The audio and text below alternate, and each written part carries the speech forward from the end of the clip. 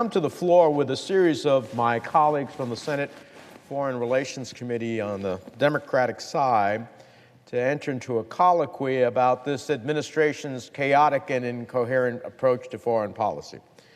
An approach that has left our allies confused and our adversaries emboldened and undermined the United States standing on the global stage. To be fair, the President's own national security strategy echoes decades of bipartisan recognition that the founding values of the United States, democracy, the rule of law, should continue to drive our foreign policy. Yet the President himself has shown a fundamental disrespect for these very principles, declining to publicly champion the importance of human rights and good governance, refusing to condemn dictators around the world who brutally repress their own citizens, sow instability across the world, or even those who attack the United States. Something, I fear, will ultimately weaken our ability to promote the security and prosperity of all Americans. Last week's unceremonious firing of our nation's top diplomat was the President's latest and brazen example of disrespect for the role of diplomacy, diplomats, and of the State Department itself. Now, while I had my differences with Secretary Tillerson, the reality is it does not serve the interests of the United States when the President undermines his top diplomat on major foreign policy initiatives, from the crisis in the Gulf to, ironically, his outreach to North Koreans. Secretary Tillerson's legacy will be shaped not just by the President's misguided efforts, but also his own ill-advised attempts to dismantle the State Department, leaving the United States without key voices to advance our interests around the world. The administration has failed to even nominate critical high-level positions, undersecretaries, assistant secretaries, leaving a void of empowered voices. Meanwhile, there are gaping vacancies in embassies in some of the world's most troubled regions. For example, as we confront a nuclear-armed North Korea, the President has yet to nominate an ambassador to South Korea, our critical ally on the peninsula, one who has historically relied upon American assurances and allegiance. Similarly, the President took more than a year to nominate an Assistant Secretary for East Asia-Pacific Affairs. The impact of these vacancies was on full display last week when the President, without the knowledge of his top diplomat, announced a meeting with North Korean dictator Kim Jong-un, an assertion that was then alternately walked back and modified by his Secretary of Defense and his White House press secretary. And in the Middle East, as the President continues to send more and more American troops, and we face an emboldened Iranian regime creeping further into Syria, facilitated by the Kremlin's military support, he has yet to appoint ambassadors to consequential posts to Saudi Arabia, to Egypt, to Qatar, to Turkey, to Jordan, which has proved a critical partner in our fight against terrorism in the region and in supporting refugees, two essential components of U.S. policy in the Middle East. How can we possibly expect to assert American leadership and secure our interests with these posts unfilled and with no empowered individuals at the department itself? Under the President's watch, the number of career ambassadors, which is basically the State Department's equivalent to four-star generals at the Department of Defense, has plummeted by 60%. If we were shedding four-star generals this quickly, we would be sounding the alarm of a national security crisis. We have just one career-level ambassador left at the State Department. Let me say that again, one career-level ambassador left. And this administration has seen fit to ship him off to an academic institution rather than to engage him in frontline diplomacy. We're witnessing a mass exodus of experienced diplomatic and security professionals who have dedicated their lives to this country. This is a forced exodus, and I am deeply alarmed to see reports revealing what we have feared for some time. We just started to learn about disturbing efforts to purge the Broadcasting Board of Governors and impose a partisan editorial voice on U.S. international media. Alarmingly, last week, press reports highlighted emails that provided concrete evidence of the administration's efforts to effectively purge the department of anyone they do not believe would be a purist for the President's vision. Emails showed political leadership describing some civil servants as, quote, turncoats, leakers, and troublemakers. The conversation showed senior political appointees working with outside organizations engage in vicious smear campaigns against career civil servants and dismissing death threats against some of these same career officials. Diplomats who have served Republican and Democratic presidents alike, who have spent their careers working to build a more prosperous and secure world so that a commander-in-chief would not have to send our sons and daughters into war. This is America. Our government functions because of apolitical civil servants across agencies who dedicate their lives to advancing the interests of their fellow citizens, from distributing Social Security checks to negotiating nuclear armed treaties. It's outrageous, it's disgraceful, and it's dangerous. We face challenges from every corner of the globe. We simply cannot confront them if we are not present. And we cannot overcome these challenges when the president himself does not acknowledge them. As China's political leadership consolidates power and as the country expands into the South China Sea and pursues an aggressive economic agenda around the world, the president, for his part, praises these dictatorial moves. Meanwhile, he's failed to deliver on his promise for better trade deals. In Latin America, while our president calls our neighbors to the South drug dealers, criminals, and rapists, China is expanding its economic and cultural presence in our own backyard. In Mexico, one of the most integral bilateral partners, Mexico is the second largest market for U.S. goods and services in the world. We will soon lose our ambassador as we hear about how the Russian government is seeking to interfere in their upcoming elections. And when it comes to Russia, again and again, the president's own intelligence officials have made clear that the Russian government not only meddled in our election in 2016, but continues its interference in the American political system to this day. Yet the president refuses to condemn Vladimir Putin or impose congressionally mandated sanctions to hold him accountable for their attack on the United States. I understand that today he congratulated him on his quote-unquote election. That's not an election. Putin's seeking to be a czar, not to be a president. The Russian government continues its military aggression in Ukraine, its disinformation campaigns across Europe. And in the Middle East, it continues to enable Bashar al-Assad's slaughter of innocent civilians and Iran's efforts to expand its presence and threaten Israel. And in a brazen move this month, the Kremlin used an unlawful chemical agent to commit murder on British soil, showing how far they will go if they are unchecked. Beyond these great power threats, we must also confront non-state actors and new tools designed specifically to destabilize free and democratic societies. We must demand more information to learn about Cambridge Analytica and the efforts of this organization to exploit private information from social media users across the world to promote particular political agendas. The only way to confront old and emerging threats is to stand united with our allies. We have spent decades building these alliances based on mutual respect, accountability, and vigorous engagement in the international institutions and security agreements that are essential to promoting peace and security around the world. And we ourselves must be a reliable ally and partner. We must speak with an authoritative voice. We must have our national security agencies executing clear, integrated, coherent strategies. The president himself must champion the fundamental ideas that have made America secure and prosperous: democracy, human rights, free expression, values we champion not because simply they are right, but because they're also strategic. We stand for these values because globally governments that uphold the rule of law, that respect human rights and freedom of expression, that welcome economic competition, these are the nations who form America's most reliable allies, most prosperous economic partners, most strategic security relationships. So let me close, Mr. President, with the American people and the institutions we've built. They remain resilient.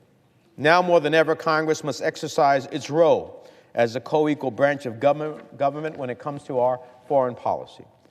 We need Republicans and Democrats in Congress to uphold our duty to conduct oversight, to ensure that bipartisan values that have guided American foreign policy for decades can be executed by an experienced, empowered, fully funded, and fully staffed State Department.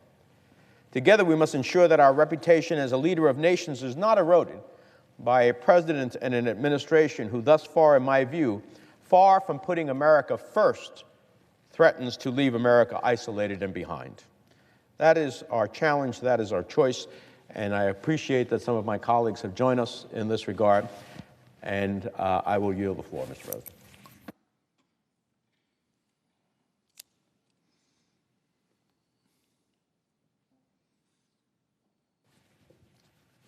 Mr. President. Senator from New Mexico. Thank you, Mr. President, for the recognition. And I just want to say how glad I am to have Senator Menendez back in the saddle as our ranking member in Foreign Relations, and thank him so much for his speech and thank him for his leadership on our very, very important committee. I want to join my colleagues from the Foreign Relations Committee in their critique of President Trump's handling, or maybe we would call it the mishandling, of foreign policy. I am most concerned how U.S. power, prestige, and diplomacy have been weakened across the world as a direct result of this president. The United States has stood as a world leader of liberal democracy, the rule of law, and human values since the end of World War II.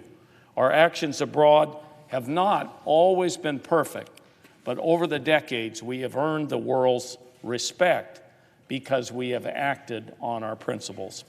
After the fall of the Berlin Wall, authoritarian regimes were in retreat. Today, authoritarianism is back on the march. The president himself even cheers them on, praising Vladimir Putin, Xi Jinping, and others who fashioned themselves president for life of one party, repressive regimes. In this president's short but raucous and chaotic tenure, he has diminished our standing within the world community. He's done that by grossly offending other nations and their leaders, including many of our closest allies, by abruptly changing foreign policy with no clear policy basis, by denigrating countries and an entire continent with comments laced with racism. The president issues conflicting messages. World leaders and international diplomats cannot rely on his word or his tweets. He has plenty of criticism from our friends and allies, but little for strongmen like Vladimir Putin. The world is alarmed. It is less stable under this presidency. Secretary Tillerson had disagreements with the president, and early on, the president undercut and sidelined him. The day before Mr. Tillerson was shown the door, the secretary broke with the White House by directly pointing the finger at Russia for using a chemical weapon on the ex-British spy in his homeland. The president will not, and this incident shows, the president will not tolerate daylight between his own corrupt political beliefs and the views of his lieutenants. During confirmation hearings for Mr. Pompeo, our committee must find out whether he will hold fast to traditional American values or bend to the president's servility to Vladimir Putin and other autocrats around the world. The president's own diplomacy has been chaotic and dangerous. He has alienated one of our closest friends and biggest trading partners, the country of Mexico. He insists that Mexico will pay for this offensive wall. He says it's necessary to keep out rapists and criminals. The president has imperiled our relationships with both Mexico and Canada with his threats to tear up NAFTA, which he seems to say over and over again. In my home state of New Mexico, border communities rely on the integrated border. Border communities rely on the economy that has been built up over the last 24 years. We have a trade surplus with Mexico. NAFTA negotiations continue, but there has been a chill on economic activity in states like New Mexico, Texas, California, and Arizona. The president has shaken the world with his grade school taunts about nuclear weapons, a deadly, serious subject. He chided Secretary Hillerson that talking to North Korea won't work, undercutting his secretary once again, and then suddenly agreed to meet and even negotiate with Kim Jong-un without the careful diplomatic work needed to ensure success. I support diplomacy as the best solution, but rash diplomacy can easily lead to rash wars, and impulsive decision-making is extremely risky. I hope the President seriously studies the issues between now and any meeting and brings an experienced team and sets realistic and achievable goals for any negotiation. He must understand that diplomatic failure is potentially catastrophic. A war would likely result in 20,000 casualties a day in the opening week. Secretary Mattis has warned that we could, and these are Secretary Mattis's words, quote, "the worst kind of fighting in people's lifetimes," end quote. I do not trust this president to follow the constitutional process required to go to war. That's why I am co-sponsoring S. 2047, prohibiting the president from launching a preemptive strike on North Korea. Starting a war with North Korea would only undermine the security of the U.S. and our regional allies and should not be done without approval of the American people through the Congress. The president's attitude toward Russia and Vladimir Putin complicates our ability to gain support for our efforts overseas. Russia interfered with our democracy and continues to interfere in the affairs of our allies. There is no good explanation why he has not directed our nation's security agencies to take all possible action to respond to Russia's interference with the 2016 election. And increasingly, we see in the special counsel's investigation how Russia is playing a bigger and bigger part. There is no reason why this administration took so long to begin to implement Congress's sanctions against Russia. Special Counsel Mueller's investigation has already produced indictments against Russia and key officials from President Trump's campaign. But the president himself does not send the message to deter future interference by Russia. The president's failure to fight back, his resistance to sanctioning the Russians, and his subservience to Putin betray the national trust. The president's hostility to Iran's agreement to disarm its nuclear weapons program is mind-boggling. Director Pompeo reportedly shares this hostility. But just last week, the commander of the U.S. Central Command, Army General Joseph Votel, testified before the Senate Armed Services Committee that the Iran deal is in our national interest.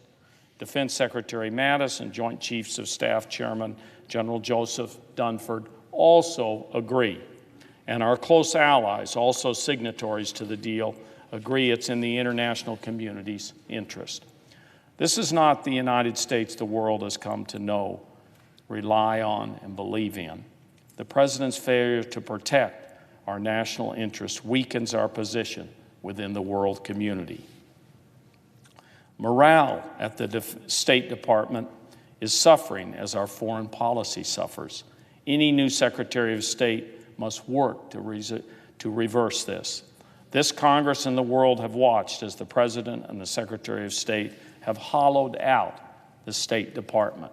Highly experienced and talented Foreign Service officers have been fired, pushed out, reassigned to menial tasks, and ignored. Many senior diplomats have just packed up and left. Nicholas Burns and Ryan Crocker, who served as ambassadors in both Republican and Democratic administrations, have warned we are witnessing the most significant departure of diplomatic talent in generations. On the top of retirements, the number of people who took the Foreign Service exam dropped by more than half between 2016 and 2017. There is real concern this will have a lasting and negative impact long after the Trump administration. Director Pompeo will need to answer tough questions during confirmation. Will he impose congressionally mandated sanctions on Russia? What actions will be taken to counter Russia's ongoing cyber warfare? We are on the razor's edge with North Korea. As chief diplomat, does he support a preemptive strike against North Korea? What will he do to avoid a disaster? Does he agree with our military leaders about staying in the Iran denuclearization deal? Will he certify Iranian compliance if the facts show compliance? Does he support the president's proposal to decimate the State Department's budget? Will he continue Secretary Tillerson's plan to decrease staff by 8%? What will he do to recover agency morale, which we hear over and over is at an all-time low? And will he stand up to this president when long-held American values are at stake? Director Pompeo will need to prove to the Senate that he will put the State Department and the U.S. standing in the world back on track. Mr. President, our international partners do not view the United States as the reliable and strong partner they had in the past. Dictatorships and harsh regimes are emboldened by our lack of attention to free speech and human rights. President Ronald Reagan said at the Berlin Wall, and I quote here, "The totalitarian world produces backwardness because it does such violence to the spirit, thwarting the human impulse to create, to enjoy, to worship," end quote. Dictators now smirk and echo our president, saying fake news about any news outlet that shines a light on their indiscretions. Leaders like Vladimir Putin are emboldened to continue to try to undermine our democracy and sow conflict and division within the American public. The world is less stable without a strong, principled United States to lead it. It is imperative that the United States preserve and strengthen its diplomatic power, not sabotage it. With the lack of leadership in the executive branch, Congress must step up, particularly the Senate Foreign Relations Committee. And I am, as I said at the beginning, I am so pleased that Senator Menendez is back there to work with Senator Corker to try to assert the role that Congress should be playing in these very, very important issues. And with that, I would yield the floor. Mr. President. Senator from New Jersey. Mr. President, I want to thank my colleague from New Mexico, a key member of the Senate Foreign Relations Committee, for his insights and his input and his continuing efforts to make sure that we have a diplomacy that in the world ultimately pursues our national interests and security. I understand that there are some colleagues who are on their way to the floor, Senator Shaheen, maybe Senator Cardin, and when they get here, we'll hopefully have the chair recognize them at that point. With that, I yield the floor and observe the absence of a quorum. Clerk will call the roll. Mr. Alexander.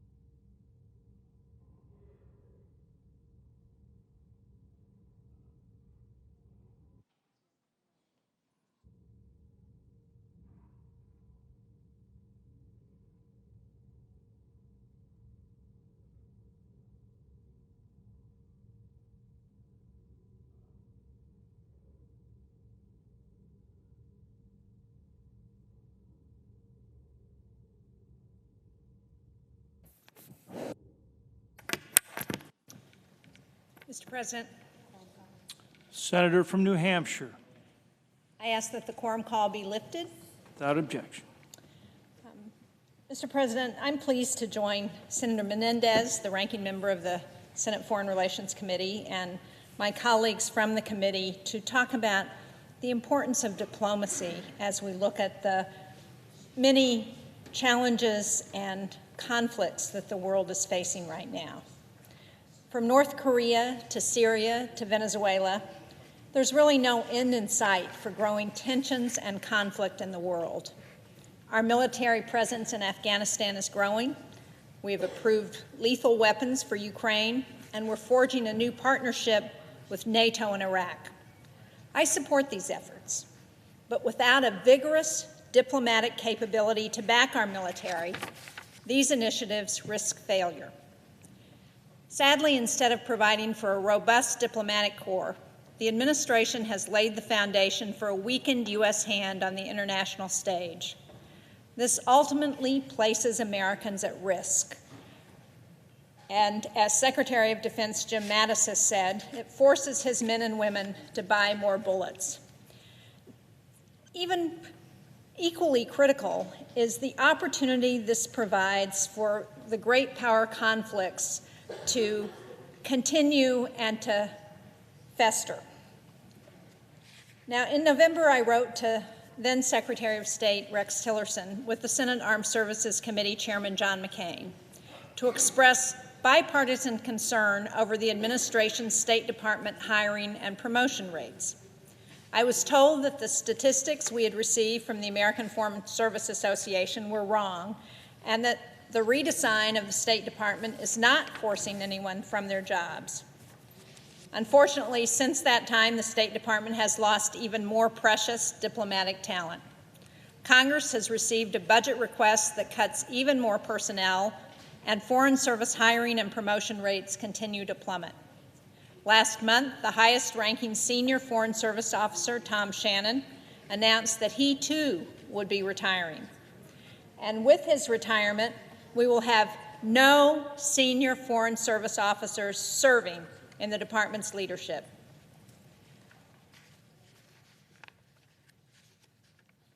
To date, we have only one active career ambassador who will serve in the entire State Department, and he's not even working in the building.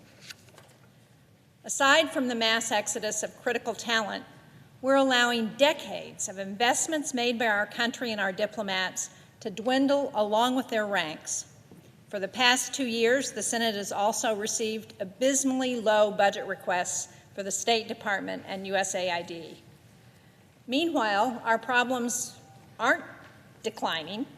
The Kremlin continues to sow chaos across the globe. China increasingly flexes its muscle by buying strategic properties throughout Europe, Africa, and the Middle East. And we are facing the greatest refugee crisis since World War II. Our intelligence community repeatedly warns that in this year's midterm elections, Russia will repeat another hybrid operation against a U.S. election.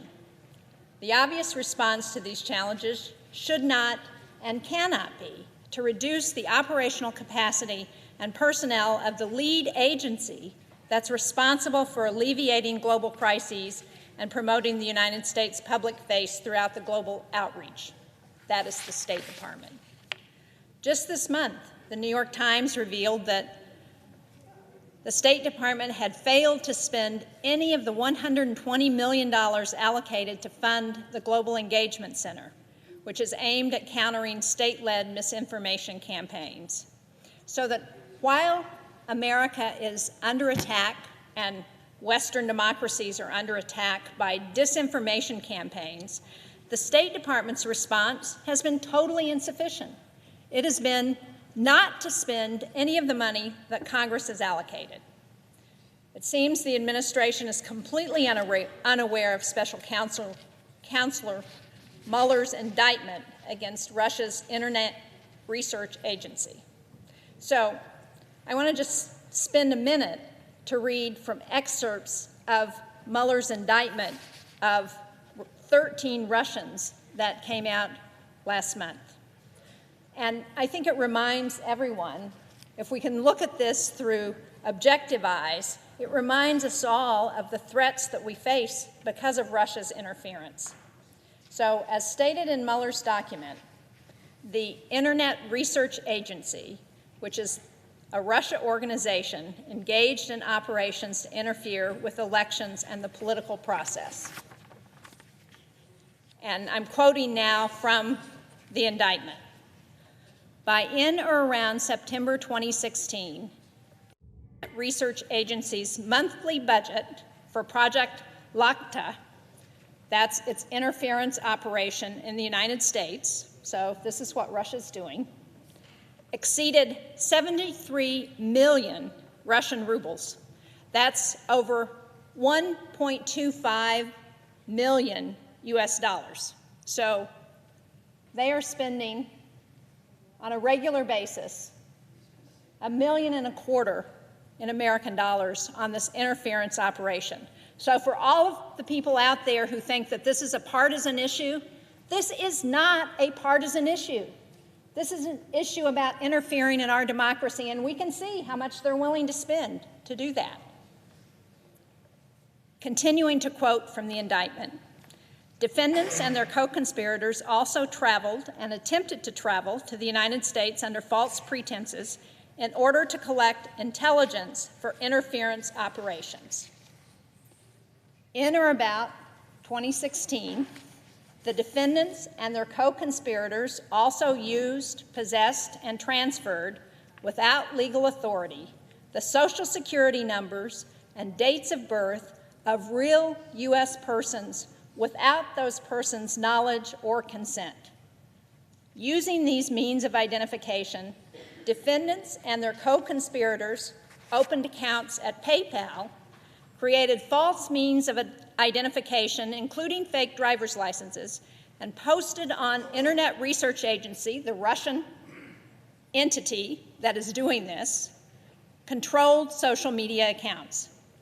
So think about that. We know the Kremlin's efforts to influence and use the American people to its own advantage. It's laid out pretty clearly in this indictment from Robert Mueller, and yet somehow the State Department is incapable of spending $1 of the money that's been allocated by Congress toward countering Russia's most overt public messages against the United States. This is truly remarkable and sadly disappointing. The American people deserve better. Unfortunately, the Global Engagement Center is not alone in its lack of support from the administration. According to an analysis of data from the Office of Management and Budget last year, the State Department spent just 79% of the money that Congress had authorized for the conduct of foreign affairs, the lowest level in the last 15 years. Now, many of us on the Senate Foreign Relations Committee would agree that most of our greatest global achievements, the Marshall Plan, the end of the Cold War, the reduction of nuclear weapons, have been secured through diplomacy.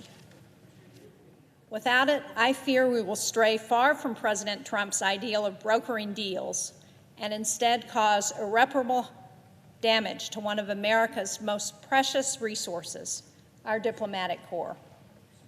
That will harm this country's standing in the world and will have us viewed as weak by our great power adversaries. The hollowing out of the State Department under this administration will cause irreparable damage to America's diplomatic efforts, and it will harm our country's standing in the world. Congress has got to step in and make sure this doesn't happen. Thank you, Mr. President. I yield the floor.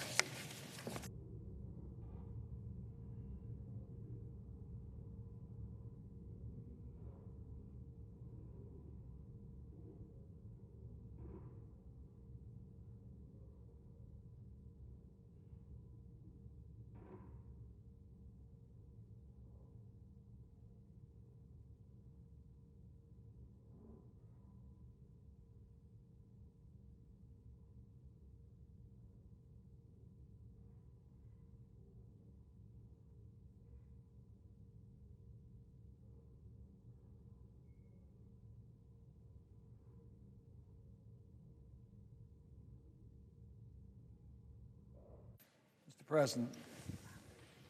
Senator from Maryland. Mr. President, I join my colleagues on the Senate Foreign Relations Committee and under the leadership of Senator Menendez to point out that now, I guess it's been 14 months under President Trump's leadership, we've seen a dramatic shift in U.S. foreign policy that jeopardizes our standing globally and our national security. It starts with this administration hollowing out the State Department and our capacity to participate in diplomacy. As my colleagues have pointed out, so many vacancies exist today unfilled by this administration. It's not the slowness of the Senate in confirming positions. Many of these positions are not even positions that require Senate confirmation.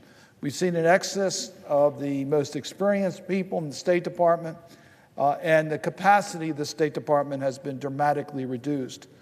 President Trump's budget speaks volumes about his support for diplomacy, as we see 30% reductions in the State Department budget being proposed by this administration. And the role of diplomacy in solving international issues have been put at an all-time low. Mr. President, there are many times I disagreed with Secretary Tillerson, but he at least was an independent voice in the White House as it related to certain issues on Iran or on climate change. And now his voice has been silenced in this administration. America first is America alone. It's the isolation of our country. We've seen that with the United States under President Trump pulling out of the climate talks, the only country in the world. We see it now potentially in Iran with reports that the president may unilaterally withdraw the United States from the nuclear agreement, putting the United States as the outlier where we should be putting our attention on Iran. This is reflected in Gallup polls showing that the global opinion towards the United States has dropped dramatically. We see the president embracing oppressive leaders around the world, such as the leader of Russia, China, Turkey, Egypt, and embracing the autocratic practices of the president of the Philippines. And then he attacks our closest allies, calling into question the transatlantic partnership. Perhaps more than anything else, this administration has trampled on America's values. As Secretary Tillerson said early in this administration, America's interests will no longer be dictated by our values. Well, that's just not what the trademark of America is about. Our strength is in our values. And the president over and over again has questioned universally what America stands for. When he gave space to hate in his response to Charlottesville, when he implies that people that come to our country of certain religion or certain races are less favored than others, when he suggests that he cannot have a conflict because he's president of the United States and doesn't have to divest of his business interests, or when he says that things that we know that are not true, and the president of the United States standing up for matters that are outright lies. That diminishes the value and strength of America and our global leadership. But one issue I want to talk about in the time I have is ignoring one of the greatest national security threats that we have, and that is what Russia is doing to the United States under Mr. Putin. We just saw in their most recent election that it was neither free nor fair. The opposition candidates were not allowed to participate, or they were handpicked by Mr. Putin. He controlled the media, and as the OSCE observed, the election took place in an overly controlled legal environment, and it had pressure on the critical voices of the Russian people. So we find a Russia today under Mr. Putin that is contrary to the values that we stand for. I authored a report with the other Democrats on the committee in January on Russia that talked about the asymmetric arsenal that Mr. Putin uses that includes propaganda. We saw this in display when he was asked about what happened in the United States. These are Mr. Putin's own words, according to the transcript as reported by the Washington Post. Quote, "Maybe they're not even Russians," talking about who attacked our country. referring to those behind the election interference. Maybe they're Ukrainians, Tatars, or Jews, just with Russian citizenship. He also speculated that France, Germany, or Asia might have interfered in the election, and even Russia paid by the United States government. That type of rhetoric is straight out of the Soviet and Russia playbook to cast Jews and other minorities as undesirables, enemies of the state. As an American Jew with family roots in Eastern Europe and Russia, I find that kind of rhetoric to be dangerous and frightening. But at its most basic, such rhetoric is part of Mr. Putin's grand design. That's what he does. We saw it play out in the UK just 2 weeks ago, when a person was poisoned in Russia, in England, who was an enemy of Mr. Putin. We see it play out over and over again. Prime Minister May spoke out. She called it for what it was. She sent a clear signal to Moscow that that type of behavior by Russian states against the British people would not be tolerated, and there would be consequences. This is how a leader of a great nation should speak out in defense of their people to counter a major threat from a global adversary. But what happened here in Washington? The threat that we saw to our own country by Mr. Putin. The president has said virtually nothing. His spokespersons condemned the crime but ignored that likely Russian link. And the Secretary of State later did what the president could not or would not do by calling out the Russians. And maybe that was his swan song, because that's the last thing we heard before he was silenced by Mr. Trump. Never before in America's history has such a clear threat to our national security been so clearly ignored by the President of the United States.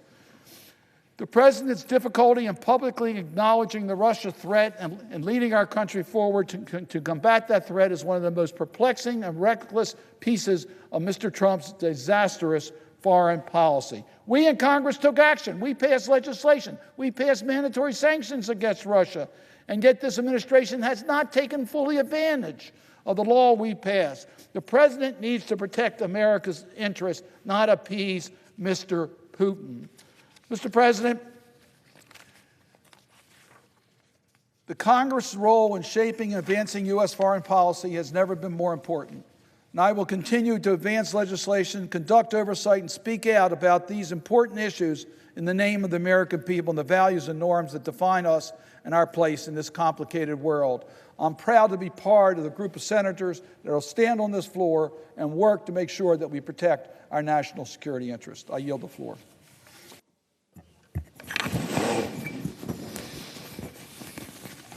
Mr. President. Senator from Massachusetts. I come to the floor today to share my deep concern over the Trump administration's approach to North Korea. I thank the senator from New Jersey, the leader of the Democrats on the Foreign Relations Committee, for asking the members to come out here to speak to the foreign policy of the Trump administration. North Korea is a serious and ever-worsening threat to its people, to our allies and partners in the region, and to the United States. Unfortunately, the Trump administration has mismanaged our North Korea policy, and the potential consequences of failure are too great to ignore.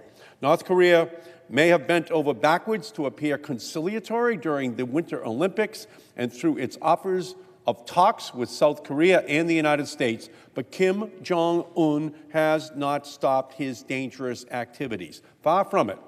While the North Korean regime is all smiles and open arms, its malign behavior continues. Its engineers race to perfect a nuclear-tipped intercontinental ballistic missile. North Korean laborers around the world, modern-day indentured servants, send paychecks home to the regime, helping fund its illicit military programs. Illegal ship-to-ship transfers of refined petroleum products continue. North Korea's army of cyber warriors grows more capable, and the Kim's regime's thugs make no efforts to scale back rampant human rights abuses. However, President Trump's approach to date threatens to make an already bad situation even worse. Despite his recent announcement that he would accept a meeting with Kim Jong-un, President Trump has systematically undermined the effectiveness of the very agency, the U.S. Department of State, that he will need to make talks successful. And by so doing, he has harmed U.S. foreign policy right as the United States is poised to embark on a crucial diplomatic effort with North Korea. But by firing Rex Tillerson, President Trump threw the State Department further into chaos when we need right now is more consistency. This is indicative of a president that considers himself to be his own diplomat, negotiator, and strategist. But the gutting of the State Department goes much deeper. It has been badly depleted of both staff and resources by the Trump administration and is consistently ignored in the opaque process the White House is using to try to conduct American foreign policy. President Trump has stifled dissent, ignored experience, politicized key diplomatic and national security agencies. The Special Representative for North Korea Policy, Ambassador Joseph Yun, the lead American negotiator with North Korea, has stepped down. One wonders whether he felt his advice was being heeded. We still don't have a U.S. ambassador to South Korea more than a year into the Trump administration. We still don't have a confirmed assistant secretary for East Asian and Pacific affairs. We still don't have a special envoy for North Korean human rights issues. We no longer have a sanctions coordinator. Going into talks at the senior-most level with a hollowed-out State Department is no way to peacefully resolve a crisis. To the contrary, it exposes us to greater risk. And as if these vacancies weren't enough, it gets worse. The Trump administration's recently released budget request for fiscal year 2019 would drastically cut State Department funding. The State Department is already alarmingly under-resourced and understaffed to handle the significant and increasing threats from North Korea. Yet, there is no explanation as to why the President believes that it is prudent to cut diplomatic resources, especially in the middle of a crisis. We deserve an answer as to why the administration believes the State Department deserves fewer resources while trying to execute a wide-ranging strategy of diplomatic engagement and pressure. All the while, the White House is subjecting our allies and partners to contradictory statements that cause confusion and dampen the prospects of a peaceful solution. We hear different thoughts on different days. Before firing him, President Trump routinely undercut Secretary Tillerson, and with it, our diplomatic high ground, confusing our allies in South Korea and Japan, whose assistance in helping resolve the North Korean crisis is indispensable, only serves to embolden Kim Jong-un, who seeks to drive a wedge between the United States and our allies. We cannot afford to fail. I'm concerned that if these talks do not go well, President Trump will be able to claim that he tried both economic pressure and diplomacy, with neither path solving the problem. He will be left with the conclusion that the only approach remaining is military force. But we must be clear. There is no military solution to the North Korea crisis. Today marks the 15th anniversary of the United States invasion of Iraq. Although the current situation we face with North Korea is not identical to the one we faced in the run-up to the Iraq War in 2003, the North Korea situation is, in fact, worse, and the consequences are even more severe. Unlike Iraq, North Korea has nearly completed development of long-range nuclear-armed missiles, which will be capable of creating nuclear mushroom clouds in our cities. We all agree we need to act to ensure that this never happens. But the only responsible course of action is for the administration to use all tools of American statecraft to reduce the threats from North Korea. We have an obligation to American families, service members, and our allies to say unequivocally that we did everything in our power without resorting to armed conflict. Let's return the United States of America to the forefront of statecraft, allowing our diplomats to advance our interests without risking a frivolous loss of life. That is what is at stake as the President moves further away from using the kinds of tools which are available that can try to peacefully resolve this conflict with North Korea. I thank you, Mr. President, and I yield back. Mr. President. Senator from Connecticut.